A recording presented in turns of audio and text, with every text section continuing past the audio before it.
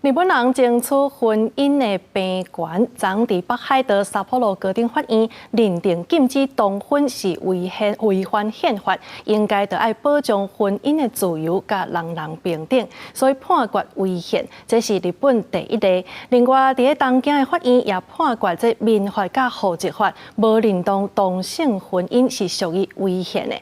落尾两个判决是拢驳回原告要讨赔偿要求。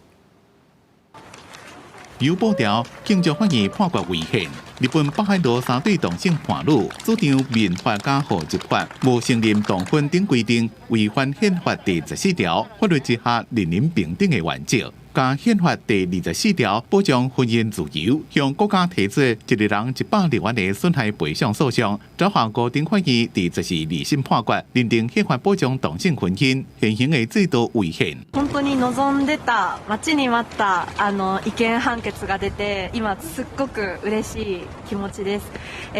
これまで多くの方がこの訴訟に協力してくださったおかげで出た判決だとも思っております。 这是第一例高院违宪的判决，不过高院也认为，并未当讲国会无修法是违宪，所以驳回损害赔偿的请求。同一天，东京地院也判决，无承认同性婚姻的现行法律规定，算是违宪状态，甲违宪无同。违宪状态定义是指现存的法律甲制度属于违背宪法主旨的状态。法官也驳回被人的賠償要求。風向きは変わっていますので、この節目がまた一つの法制化の足がかりになるような判決であることを願っています。 目前，日本的地方法院对同性婚姻，只个那台版的地方法院认为是合宪，其他包括东京、福冈的法院，拢判算违宪状态。因那彰化甲名古屋是认定违宪。